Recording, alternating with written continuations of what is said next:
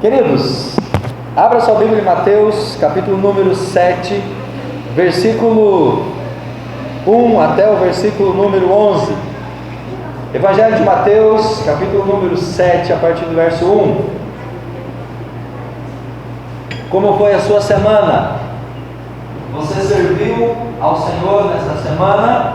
Você veio para a igreja no domingo passado? Você se alimentou da palavra? Você foi impactado pela presença do Senhor? E aí você foi para casa domingo à noite? E você teve uma semana toda para ser usado pelo Senhor, amém? Porque isso foi o que nós ministramos no domingo anterior. Mateus capítulo 17, Jesus levou os discípulos para o monte, estava tão bom no alto do monte que Pedro quis fazer 3 tendas para ficar ali, e aí Jesus disse: não, nós temos que descer, porque lá embaixo havia uma multidão aflita, lá embaixo havia necessidades, e pessoas que precisavam de discípulos, de cristãos poderosos para poder ser bênção na vida deles. Você conseguiu aplicar isso nessa semana? Você veio para adorar, você saiu para servir. Esse é o nosso foco, esse é o nosso propósito. E queremos continuar, irmãos, falando algo semelhante sobre isso. Mateus capítulo 7, Jesus vai falar sobre relacionamentos. Como que nós servimos ao Senhor? Como que nós abençoamos as pessoas que estão desta porta da igreja para fora? Nós abençoamos eles no nosso relacionar com essas pessoas. Amém? Então você invariavelmente essa semana vai se relacionar com muitas pessoas. Você vai se encontrar com cristãos, com crentes, com incrédulos. Você vai se encontrar com uma gama muito grande de pessoas. E é nesse relacionamento que você vai ser bênção para essas vidas. Capítulo 7 de Mateus, a partir do verso 1. A tradução que eu vou ler é a Bíblia Viva. Não critiquem, e assim vocês não serão criticados.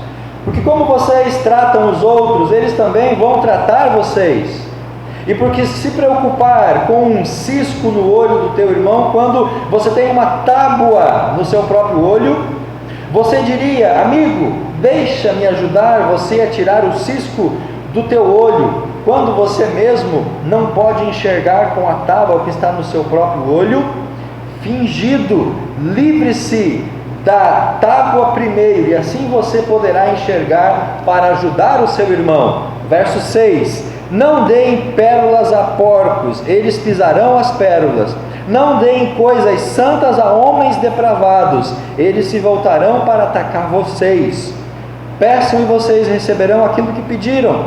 Procurem e vocês alcançarão. Batam e a porta se abrirá, pois todo o que pede, recebe. Qualquer um que procura, acha. Se vocês, apenas baterem, a porta se abrirá. Se uma criança pedir ao pai o pão, receberá uma pedra em lugar disso? Se ela pedir um peixe, receberá uma serpente venenosa? Claro que não. E se vocês, que têm um coração duro e são pecadores, sabem dar bons presentes aos seus filhos, quanto mais o Pai do céu não dará muito mais seguramente bons presentes àqueles que lhe pedirem. Queridos, Jesus fala em todo o capítulo 7 sobre um único tema, e esse tema é relacionamentos. Jesus ensina no capítulo 5 e no capítulo 6 caráter, conduta, necessidades, transformações. No capítulo 5 e no capítulo 6 de Mateus, Jesus ele dá um panorama, um pano de fundo da vida do cristão. E agora no capítulo 7 ele vai dizer assim: apliquem tudo que eu ensinei para vocês até aqui, através dos seus relacionamentos. O seu caráter, a sua conduta, a sua justiça, o seu agir, tudo que você ouviu de mim tem que ser aplicado nos seus relacionamentos. E nós, meus irmãos, estamos nos relacionando com pessoas todos os instantes, todos os dias. Nós nos relacionamos com várias pessoas. Aqui no capítulo 7, do verso 1 até o verso 11, que nós lemos, Jesus apresenta para nós 3 linhas de relacionamento: com os cristãos, com os irmãos na fé, com as pessoas depravadas, incrédulas, pessoas que não querem nada com o Evangelho, e depois ele fala do relacionamento com Deus, que é o Pai Celestial. E durante essa semana nós vamos poder viver esse relacionamento cristão com os irmãos, com os pagãos, incrédulos, depravados e com o nosso Pai Celestial. Amém?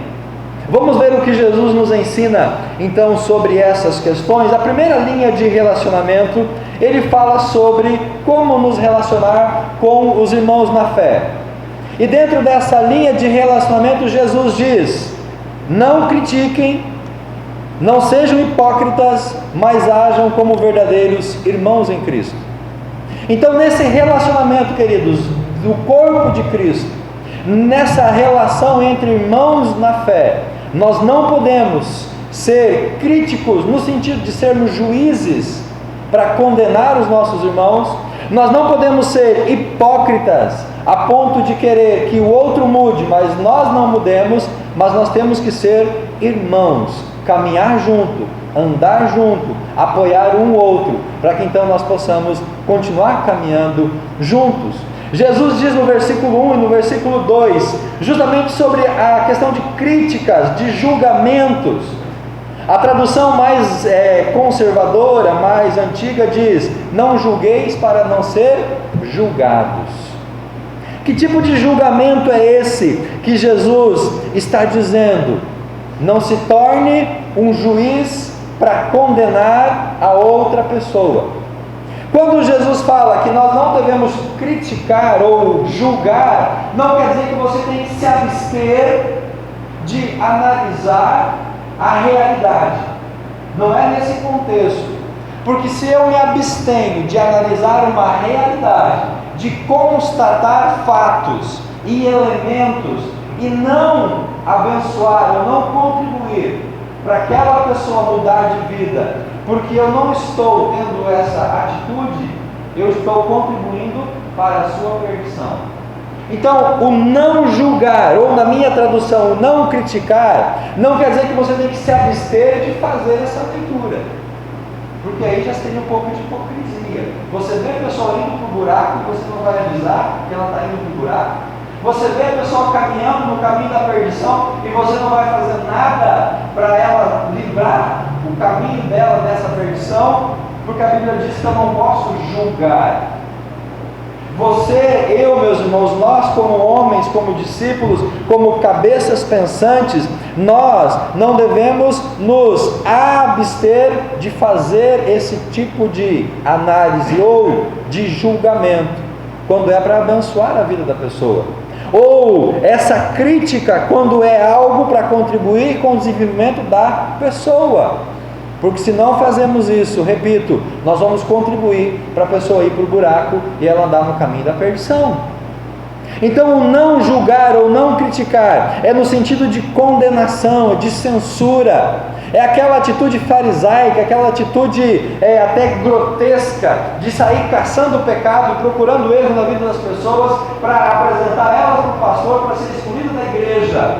Não é esse tipo de julgamento que nós temos que fazer. E aí Jesus condena essa questão: não julgue, não se torne juiz na vida do outro, não condene o outro, porque, meus irmãos, nós não podemos condenar a ninguém.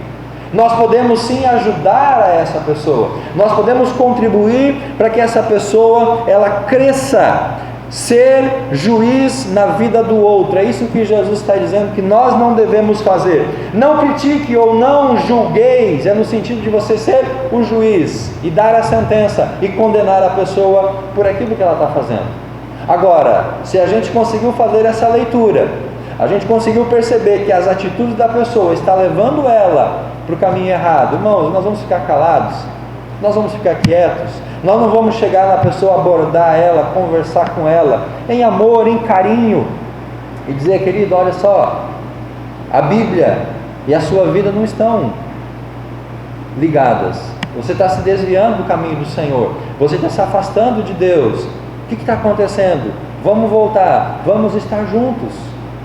Não julgueis para não ser julgados, não seja juiz, não queira condenar a pessoa, porque na mesma medida que nós condenamos, nós podemos também ser condenados. Não devemos ser cegos, nesse sentido de fechar o olho para os erros, ou para a atitude, ou para a vida da outra pessoa, e deixar ela se arrebentar. Não é isso que Jesus está dizendo. Devemos ser generosos, amorosos, bondosos, graciosos, agir como homens, e não como Deus. Agir como pessoas, como semelhante, sentir a dor da pessoa, se colocar ao lado da pessoa, dar o ombro para a pessoa, caminhar junto com ela. Porque quando eu olho de cima para baixo e digo, você está ferrado, você está condenado, você está perdido, eu estou sendo Deus, eu estou sendo juiz, eu não estou sendo irmão em Cristo. E Jesus diz, não critiquem ou não julguem, assim vocês também serão julgados e criticados. Porque como vocês tratam os outros, eles também vão tratar vocês. E aí, meus irmãos, sai de baixo. Aí pede para parar o ônibus e desce, porque todo mundo se arrebenta. Quando a gente começa a ficar cobrando, criticando e não ajudar a outra pessoa, todo mundo perde. Todos nós perdemos. O reino não ganha. As coisas não melhoram. Agir como verdadeiros homens em Cristo. E eu quero ler algo que o John Stott escreve no seu comentário de Mateus. Ele diz assim, queridos: o discípulo de Jesus é um crítico no sentido de usar o poder do discernimento, não como um juiz, no sentido de censurar.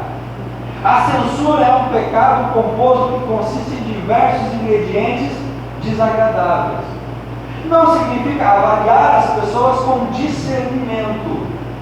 Eu e você podemos avaliar as pessoas com discernimento. Você pode olhar a conduta ou o jeito de vida da pessoa com discernimento, com maturidade e abençoá-la, mas condená-la severamente é isso que nós não podemos fazer.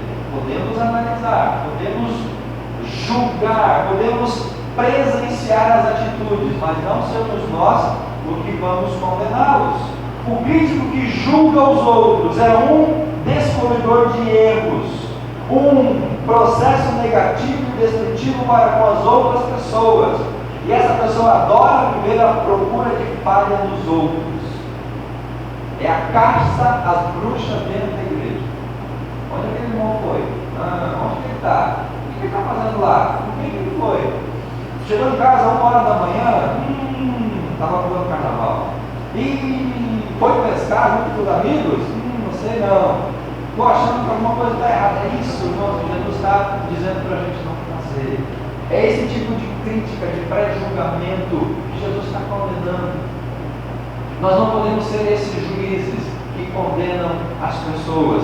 E ele diz assim: a ordem de não julgar não é uma exigência para que sejamos cegos, mas antes uma exortação a sermos generosos. Se você vê a pessoa indo para o buraco, seja generoso, se coloque do lado dela e diga: olha, não continue, porque você vai se dar mal. Não vá em frente, você vai se prejudicar. Jesus não nos diz que deixemos de ser homens, deixando de lado o poder crítico que nos distingue dos animais, mas que renunciemos à ambição presunçosa de sermos Deus, colocando-nos numa posição de juízes. Irmãos, quando Jesus fala não julgueis para não ser julgados, ele diz: não condene, não seja você aquele que vai condenar as pessoas. Ele fala também sobre hipocrisia, verso 3 e verso 4. A hipocrisia é quando a gente demonstra piedade diante dos outros, mas não diante de Deus. Olha o que ele fala, verso 3 e verso 4. E por que vocês procuram tirar o cisco no olho de um irmão, quando você tem uma tábua no seu próprio olho? Você diria: amigo, deixa eu ajudar você a tirar o cisco do seu olho, quando você mesmo não pode enxergar. A isso Jesus diz: é uma atitude de hipocrisia. E no nosso relacionamento cristão não podemos agir dessa maneira, procurar pecados no outro, procurar falha no outro para acusar. Porque agindo assim, meus irmãos, nós vamos ter o prazer da justiça, sem a dor do arrependimento. A pessoa que fica olhando os erros dos outros, a pessoa que fica criticando o erro, que fica condenando o erro, e está mais errado do que a pessoa que ele criticou, essa pessoa está fazendo o quê? Ela está tendo prazer, ela está sendo satisfeita no seu aspecto de justiça. Ele está fazendo errado, então eu acusando ele ou eu condenando ele, eu vou fazer justiça. Só que essa justiça primeiro tem que acontecer na nossa vida. E aí o Stott cria essa ideia: prazer na justiça sem a dor do arrependimento. É fácil achar o pecado, julgar o pecado e condenar o outro, sendo que talvez eu mesmo esteja numa condição semelhante ou pior do que o outro. Eu critico o outro, eu malho o outro, eu falo dele, estou fazendo a justiça, mas o arrependimento não foi algo que aconteceu na minha própria vida. É o que Jesus diz: como que eu posso tirar um cisco do olho do irmão se o meu olho está com um problema muito maior? Jesus diz para usar o mesmo padrão para nós e para os outros. Aquilo que eu estou aplicando para o outro tem que ser aplicado para mim primeiramente. E ontem nós estávamos trabalhando aqui na igreja, fazendo algumas melhorias, e para economizar um pouquinho, nós decidimos cortar umas tábuas para fazer algo que a gente precisava. E nesse cortar as tábuas, entrou algumas fagulhas de madeira nos meus olhos. Chegou um momento em que eu quase não conseguia ficar de olho aberto, e aí eu lembrei do texto de Jesus. O quanto que uma pequena fagulha de madeira no olho incomoda, atrapalha. O quanto essa pequena fagulha pode prejudicar a visão.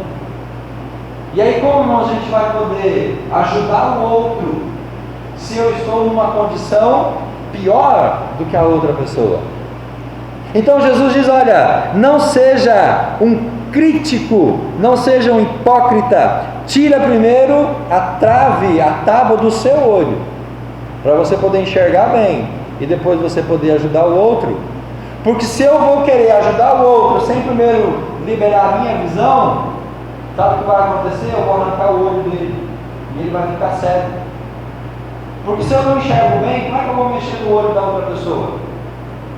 Eu vou cegar ele. Então ele vai ficar pior do que estava e eu vou continuar pior do que eu estava. Então, primeiramente, queridos, nós temos que olhar para a nossa condição, olhar para a nossa realidade, tirar a tábua que está no nosso olhar. E é isso que Jesus fala que os irmãos verdadeiros fazem. Verso número 5: fingido, livre-se da tábua primeiro, assim você poderá enxergar para ajudar o irmão. Quando nós vivemos o relacionamento fraternal como irmãos em Cristo, primeiro nós limpamos os nossos olhos, para depois nós limparmos o olho do nosso irmão. E nesse aspecto de relacionamento dentro da igreja, irmãos, se nós cumprirmos esses 3 itens, pode ter certeza que nós vamos ser muito abençoados. Se a gente não for juiz na vida do outro, mas ser juiz na nossa vida, se nós primeiro limpar o nosso coração, as nossas intenções, os nossos pensamentos, para depois ajudar o outro, se nós carregarmos uns aos outros, andarmos juntos, nos ajudando, pode ter certeza que a gente vai chegar muito mais longe do que nós chegamos até agora. Mas para isso é preciso estar se relacionando. Como que eu vou limpar o cisco no olho do irmão se eu não estou presente, se eu não estou próximo do meu irmão? Se eu estou sozinho, se eu estou isolado, se eu estou distante? Ontem à tarde, o Aralove pegou um colírio, veio e colocou dentro do meu olho para melhorar a irritação que eu estava no olho. Se eu estivesse sozinho, se eu estivesse longe deles, eu estaria com o olho irritado. Mas como eu estava próximo, como a gente teve uma intimidade, como nós nos aproximamos. Foi possível Ele tratar o meu olho para que eu voltasse a enxergar. E assim acontece, irmão, no nosso relacionamento do corpo de Cristo. Nós temos que estar tratados para depois tratar a outra pessoa. Nós temos que limpar os nossos olhos para depois limparmos os olhos das outras pessoas. Amém? Então, no relacionamento entre cristãos, não tem lugar para crítica no sentido de condenação, de julgamento das outras pessoas. Não há lugar para hipocrisia, olhar o pecado no outro quando eu estou numa condição muito pior, mas nós temos que agir como verdadeiros irmãos em Cristo. Andar juntos, caminhar juntos, e juntos nós estarmos sendo livres dos nossos pecados. A partir do verso 6, Jesus trata de uma outra linha de relacionamento. E agora Jesus usa uma palavra um pouco forte. Ele fala: não dei pérolas aos porcos, eles pisarão as pérolas. Não deem coisas santas aos homens depravados, eles vão se voltar contra vocês. Agora Jesus fala para nós como se relacionar com uma espécie de ímpios, uma espécie de pecadores, uma espécie de pessoas que não têm a Cristo como Salvador. Por que uma espécie? Por que um tipo de pessoas? Porque nem todos estão nessa classificação de Jesus. Ele usa aqui os porcos e os cães para nos trazer uma imagem de pessoas que agem como animais, pessoas consideradas como tolas, pessoas que são completamente depravadas, pessoas que já passaram todo o limite ético e moral que poderia ser passado. Porque a imagem do porco, quando você pensa em porco, o que você imagina? Além daquele pernil, daquela costelinha, qual que é a imagem que um porco traz para nós? Sujeira, lama. Porco tem essa característica, estar sujo. E quando Jesus fala aqui do cão, não é o cachorrinho que você dá banho todo dia, que dorme na sua cama, que está dentro da sua casa. É aquele cachorro lá da rua, aquele vira-lata que vira lixo, que come porcaria.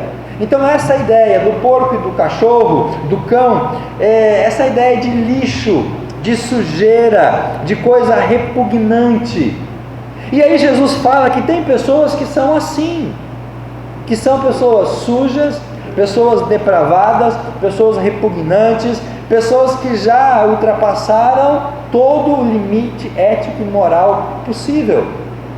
E aí Jesus diz que para essas pessoas nós não devemos jogar as pérolas e nem as coisas santas. Os pais da igreja discutiram o que seriam as pérolas e coisas santas. Alguns imaginavam que era a ceia, não poderia servir a ceia para esse tipo de gente.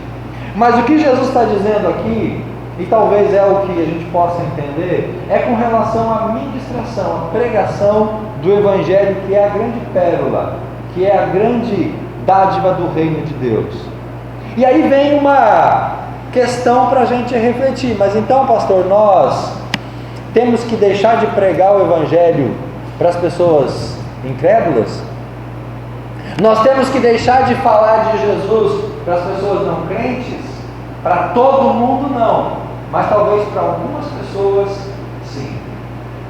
Talvez algumas pessoas não são mais dignas, não são mais merecedoras do nosso tempo, da nossa dedicação e do nosso esforço para que elas possam mudar de vida. Porque lembram, meus irmãos, que Jesus não está dizendo que são todas as pessoas, mas é um grupo de pessoas que já ouviram, mas acabam cada vez mais se mostrando insensível ao amor de Deus. Nós não podemos muitas vezes ficar insistindo. A pregação do Evangelho às pessoas que rejeitam e zombam do Evangelho, andando na depravação moral e espiritual, E o que Jesus está dizendo para nós, queridos, não é em relação a decidir para quem a gente vai pregar o Evangelho, mas é decidir para quem a gente vai parar de pregar o Evangelho. O John Stott diz que na vida ministerial dele teve duas situações onde ele disse: eu vou parar de falar para essa pessoa, porque é jogar pérola aos porcos. O porco vai confundir a pérola com uma ervilha ou com um alimento, ele vai comer aquilo, vai perceber que aquilo não é de comer, vai botar de volta e vai pisar aquela riqueza, aquela pérola, e não vai servir para nada. Então, quando a gente fica insistindo com pessoas que já declaradamente demonstram uma completa frieza, é difícil talvez a gente entender esse ponto, mas é o que Jesus está dizendo. Decidir para quem a gente vai parar de pregar o Evangelho não é fácil, mas em alguns momentos da nossa caminhada cristã, nós vamos ter que simplesmente mudar de alvo na nossa vida. Às vezes você investiu 1 ano, 2 anos, 3 anos com uma pessoa, e aquela pessoa simplesmente não esboçou nenhuma reação. Muito pelo contrário, ela zomba. Eles se voltarão para atacar vocês. A pessoa critica, a pessoa fala mal, a pessoa xinga, a pessoa fala absurdos da sua fé e do seu Deus. Decidir quando parar de pregar é algo que não é fácil, mas nós precisamos fazê-lo. E queira Deus que nunca a gente precise fazer isso. Nunca a gente tenha que tomar essa decisão: eu vou parar de pregar para aquela pessoa. Mateus 10, 14, Lucas 10, 10, Atos 13, 44, Atos 18, 5 e 6, são alguns textos que mostram essa conotação. Vou citar um deles. Jesus disse para os discípulos: entrem nas cidades, preguem o Evangelho, mas se não derem ouvido a vocês, o que Jesus disse? Saiam da cidade e façam o quê? Sacudam o pó dos vossos pés. Muitas vezes, irmão, nós vamos ter que sacudir o pó para algumas pessoas, porque nós já falamos, nós já insistimos, nós já gastamos tempo, mas a pessoa simplesmente, ela se demonstra irredutível. E a terceira linha de relacionamento que Jesus apresenta, do verso 7 até o verso 11, é para com o nosso Pai Celestial. E essa linha de relacionamento com o Pai, ela é por meio da oração. Peçam e vocês receberão aquilo que pediram. Procurem e vocês acharão. Batam e a porta se abrirá. Se para com os irmãos nós não podemos ser juízes, não podemos condená-los, não devemos ser hipócritas, mas ser irmãos, andar juntos, abraçados. Se para com essas pessoas irredutíveis que zombam do Evangelho nós temos que sacudir o pó, em relação a Deus, nós temos que nos aproximar dele em oração, e uma oração perseverante. Jesus já ensinou sobre a oração lá no capítulo 5, no capítulo 6. Ele disse que a oração não deve ser hipócrita como o fariseu, que ora para se aparecer. Ele disse que a oração não deve ser formal ou repetitiva como o gentil que fala sem saber o que está falando. Ele disse que a oração do cristão tem que ser uma oração com entendimento, com conhecimento, uma oração com dedicação. E aqui ele vai trazer uma outra ideia, irmãos, que é a ideia da perseverança. Pedir, bater e abrir.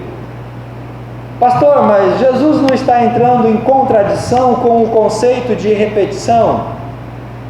Se Jesus disse para a gente não orar como o gentil, ficar repetindo, então se eu ficar insistindo com Deus, isso não é repetição? Não. A insistência na oração, a perseverança na oração é diferente da repetição, simplesmente de palavras ao léu. E esse contexto aqui que Jesus fala é algo muito interessante, porque ele dá o exemplo de um pai para o filho. É uma questão muito familiar. E olhando para o texto, lendo o texto, peçam e vocês vão receber, procurem e vocês vão achar. Batam e a porta se abrirá. Aquele que pede recebe, o que procura encontra, e o que bate se abre. E aí eu lembrei de uma situação que acontece muito lá na nossa casa, com a Alice. A Alice é muito grudada na Cris, muito grudada com a mãe. Quando ela está junto da mãe, quando ela está ali no colo da mãe, ela pede as coisas. Mamãe, quero água, mamãe, eu quero comer. Ela pede. Quando a Cris sai do raio de visão dela, aí ela já começa a procurar. Ela já vai para a sala, vai para a cozinha, vai para o quarto, vai lá para fora, cadê a mãe? Aí os olhos então visualizam a mãe. Então ela não simplesmente pediu, ela agora deu um passo além, ela saiu à procura. E quando ela não encontra a mãe, o raio de visão não chega na mãe, aí ela começa a bater na porta, quando ela está tomando banho, trocando de roupa ou dentro do quarto, ela vai lá e bate na porta para que a mãe venha e atenda. Então, irmãos, dentro desse contexto é o que Jesus diz: peçam a Deus e vocês vão receber. Se você pediu e não receber, incentiva ou dá um passo além, procura que você vai achar. Se você procurou e não achou, dê um passo a mais, bata que a porta vai se abrir. Então a ideia aqui é de perseverança, de consistência, de não desanimar, de continuar, de perseverar na oração, pedindo a Deus. E o pedido que o filho faz para o pai atende com coisas boas. Jesus fala, se o filho pede uma comida, você não vai dar uma pedra. Se ele pede um peixe, você não vai dar uma cobra. E aí Jesus fala, se o pai de vocês dá coisas boas, ou se vocês como pais maus, pecadores, dão boas coisas para os seus filhos, quanto mais o Pai Celestial vai dar coisas boas para vocês. Mas aí, queridos, nós temos 3 questões aqui, 3 objeções. A primeira a oração, ela é descabida. Quem é crítico em relação a isso vai dizer, não cabe uma vida de oração. Por quê? Porque Deus sabe de tudo. Se Deus sabe de tudo, para que eu tenho que pedir? Se Deus sabe de tudo, para que eu tenho que bater?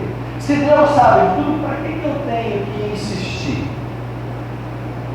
Por quê? Deus vai mudar? Não. A oração aqui não é pensando em Deus, mas é pensando em nós. Deus sabe do que você precisa. Deus sabe do que você quer. Deus sabe o que você procura. Mas a oração é para que a gente não esqueça dessas coisas que a gente quer. Deus não vai esquecer. Às vezes nós esquecemos. É para que quando você ora por um trabalho melhor ou por um emprego melhor, você não esqueça que tem que estudar, que tem que se capacitar, que tem que fazer um curso, fazer uma reciclagem ou se dedicar mais ao trabalho. Então a oração, ela não é para que Deus mude, para que Deus se lembre, mas ela é para que nós mudemos e para que a gente não esqueça daquilo que a gente está pedindo. A segunda objeção a oração é desnecessária. Deus dá até para quem não pede. O meu vizinho não ora, mas ele não passa fome. O meu vizinho não ora, mas eles não ficam doentes lá frequentemente. O meu vizinho não ora e ele não separou da mulher. O meu vizinho não ora e ele tem uma vida legal. Então, se Deus dá alimento, Deus dá roupa, Deus dá família, Deus dá bênçãos até para quem não ora, para que eu preciso orar? Então não cabe oração. A oração, ela é desnecessária na vida do cristão. Isso é o que algumas pessoas pensam. E de fato, irmãos, Deus até pode dar comida, Deus até pode dar saúde, Deus manda chuva, Deus manda sol sobre justos e injustos. Mas tem algumas coisas que Deus só dá para quem ora, Deus só concede para quem insiste, Deus só honra aquele que persevera.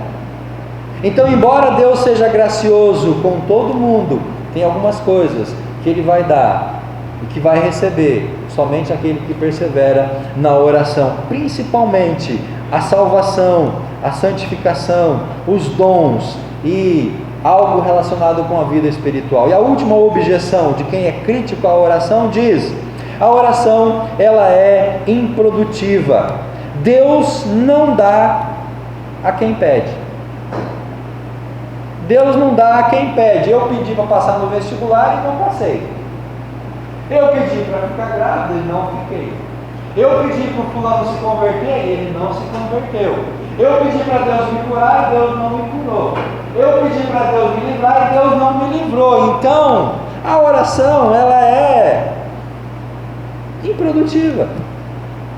Para que eu vou continuar orando se eu peço e Deus não me dá? Eu vou parar de orar, eu vou desistir desse negócio de oração, eu vou seguir a vida. E aí, irmãos, o que nós podemos dizer para essas pessoas? Deus não dá a quem pede no sentido de o Aladim e a lâmpada mágica.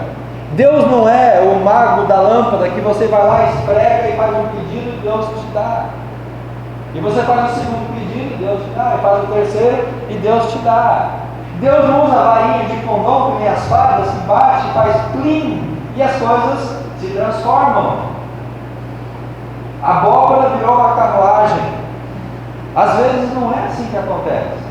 Às vezes é preciso insistir nesse aspecto de oração, porque mesmo que Deus não esteja concedendo agora, não quer dizer que Deus não vai fazer isso para as nossas vidas. Então a oração não é improdutiva, mesmo quando não estamos recebendo aquilo que estamos pedindo.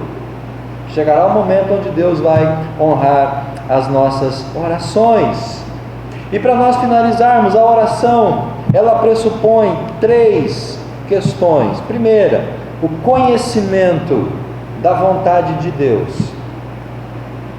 Não ore fora da vontade de Deus. Não ore contra a vontade de Deus. Se nós não conhecemos o que Deus tem e o que Deus quer para as nossas vidas, as nossas orações, elas não vão ser respondidas.